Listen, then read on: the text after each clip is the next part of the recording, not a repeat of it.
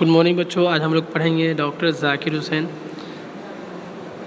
ان کا لکھا ہوا ایک کہانی ہے، مضمون احسان کا بدلہ احسان۔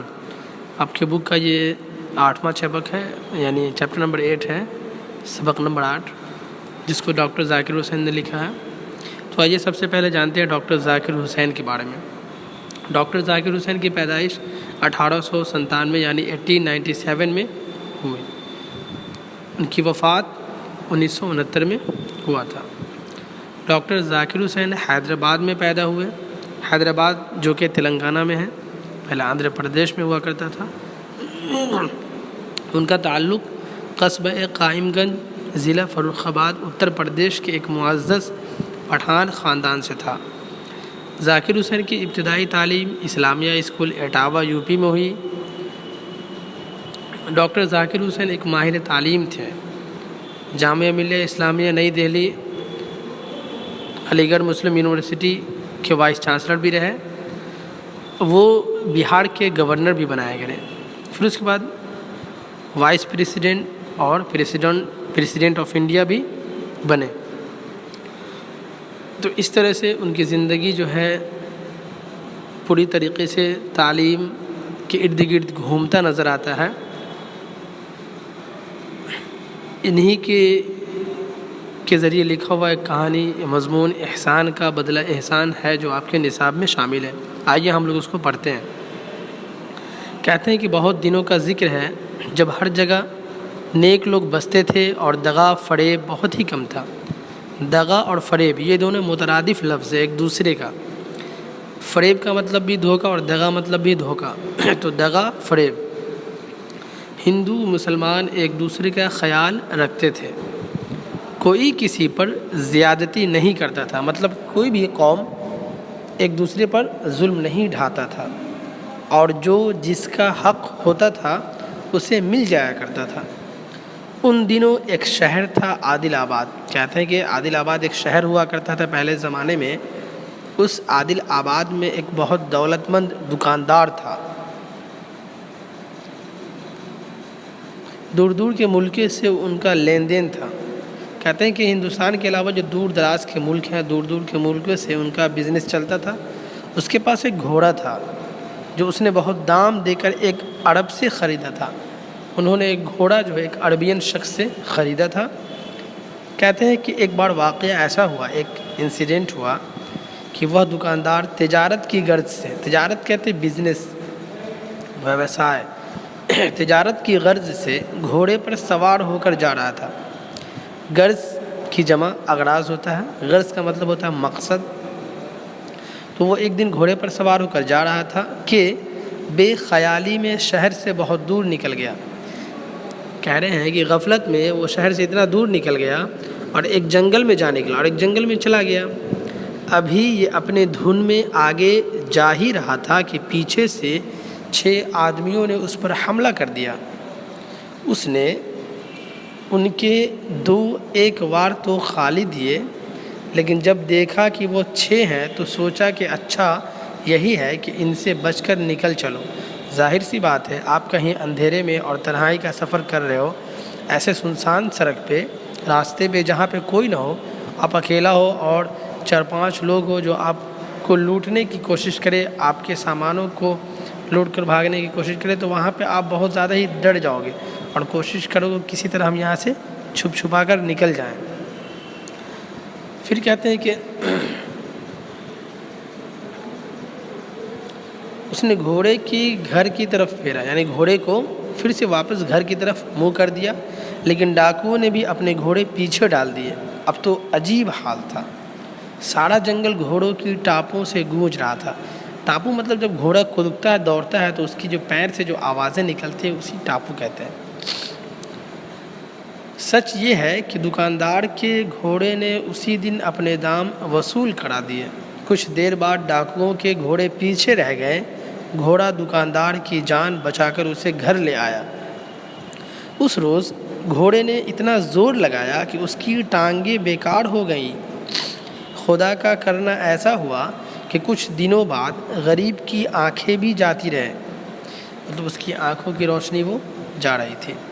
لیکن دکاندار کو اپنے وفادار گھوڑے کا احسان یاد تھا، چنانچہ اس نے سائس کو حکم دیا کہ جب تک گھوڑا جیتا رہے اس کو روز صبح و شام 6 سیر دانہ دیا جائے۔ یہ ناپنے کا ایک آلہ ہوتا ہے، 6 سیر دانہ دیا جائے اور اسے کوئی کام نہ لیا جائے، لیکن سائس نے اس حکم پر عمل نہ کیا۔ گھوڑے کی دیکھ بھال کرنے والے کو سائس کہتے ہیں۔ وہ روز بروز گھوڑے کا دانہ کم کرتا گیا، یہی نہیں بلکہ ایک روز اسے اپاہج اور اندھا سمجھ کر استبل سے نکال دیا۔ استبل کہتے ہیں بتھان کو، جہاں پہ جانور کو باندھا جاتا ہے اسے استبل کہتے ہیں، جانوروں کے رہنے کی جگہ۔ بیچارہ گھوڑا رات بھر بھوکا پیاسا بارش اور طوفان میں باہر کھڑا رہا، جب صبح ہوئی تو جوں توں کر کے وہاں سے چل دیا۔ اسی شہر عادل آباد میں ایک بڑی مسجد تھی اور ایک بڑا مندر بھی تھا، اس میں نیک ہندو اور مسلمان آ کر اپنے اپنے ڈھنگ سے عبادت کرتے تھے اور خدا کو یاد کرتے تھے۔ مندر اور مسجد کے بیچ ایک بہت اونچا مکان تھا، اس کے بیچ میں ایک بڑا سا کمرہ تھا، کمرے میں ایک بہت بڑا گھنٹا لٹکا ہوا تھا اور اس میں ایک لمبی سی رسی بندھی ہوئی تھی۔ اس گھر کا دروازہ دن رات کھلا رہتا تھا۔ کہتے ہیں کہ شہر عادل آباد میں جب کوئی کسی پر ظلم کرتا یا کسی کا مال دبا لیتا، یعنی جو شہر تھا اس شہر میں اگر کوئی شخص کسی پہ ظلم کرتا تھا یا کسی کا مال دبا لیتا تھا، کسی کا حق مارنے کی کوشش کرتا تھا، تو وہ اس گھر میں جاتا، رسی پکڑ کر کھینچتا، یہ گھنٹا اس زور سے بجتا، جیسے ہی رسی پکڑتا تو اس کا گھنٹا کیا کرتا، بجنے لگتا تھا، سارے شہر کو خبر ہو جاتی تھی۔ گھنٹے کے بجتے ہی شہر کے سچے نیک دل ہندو مسلمان وہاں آ جاتے اور فریادی کی فریاد سن کر انصاف کرتے۔ فریاد کرنے والے کو فریادی کہتے ہیں۔ اتفاق کی بات کہ اندھا گھوڑا بھی صبح ہوتے ہوتے اس گھر کے دروازے پر جا پہنچا۔ اب کیونکہ گھوڑے کو جو سائز تھا وہ کھانا پینا کم کر دیا تھا، مالک نے کہا تھا کہ روزانہ 6 سیر اس کو کھانا کھلاؤ، لیکن وہ جو دیکھ بھال کرنے والا تھا وہ کھانے کی خوراک کو کم کر دیا، تو بیچارہ وہ جا کر اس گھنٹے کو بجا دیا۔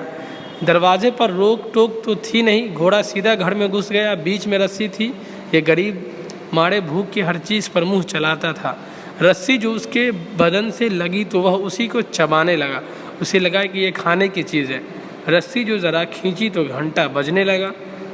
مسلمان مسجد میں نماز کے لیے جمع تھے، پجاری مندر میں پوجا کر رہے تھے۔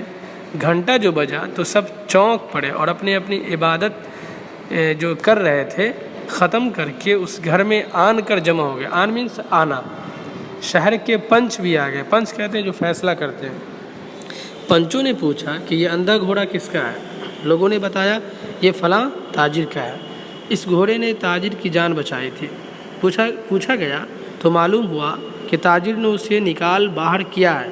پنچوں نے تاجر کو بلوایا۔ اب ظاہر سی بات ہے کسی پہ ظلم ہو رہا ہے، ناانصافی ہو رہی ہے، تو اب کیا کیا جا رہا ہے؟ جیسے آپ کے گھر میں اگر کوئی جھگڑا لڑائی گاؤں میں ہوتا ہے تو آپ دیکھتے ہو کہ مکھیا جی کو بلایا جاتا ہے، پنچایت بیٹھتی ہے، سارے لوگ جو فیصلہ کرنے والے ہوتے ہیں، بزرگ لوگ، وہ گھر میں گاؤں میں بیٹھتے ہیں اور کسی مسئلے پہ بات کرتے ہیں، پھر اس کو سلجھاتے ہیں، اسی کو پنچایت بولتے ہیں۔ تو ٹھیک اسی طرح سے اس کہانی میں گھوڑے کے ساتھ ظلم ہوتا ہے، پھر گھوڑے کے مالک کو بلایا جاتا ہے اور پھر پنچ آتے ہیں، اس کی پنچایت اور فیصلہ ہوتا ہے۔ ایک طرف اندھا گھوڑا تھا، اس کی زبان نہ تھی جو شکایت کرتا، دوسری طرف تاجر کھڑا تھا، شرم کے مارے اس کی آنکھیں جھکی تھی۔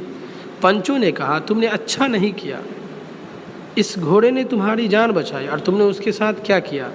تم آدمی ہو، یہ جانور ہے، آدمی سے اچھا تو جانور ہی ہے۔ ہمارے شہر میں ایسا نہیں ہوتا، ہر ایک کو اس کا حق ملتا ہے اور احسان کا بدلہ احسان سمجھا جاتا ہے۔ اگر آپ پہ کوئی احسان کرتا ہے تو ظاہر سی بات ہے آپ بھی اس کے ساتھ اچھا کام کرو، بھلائی سے پیش آؤ۔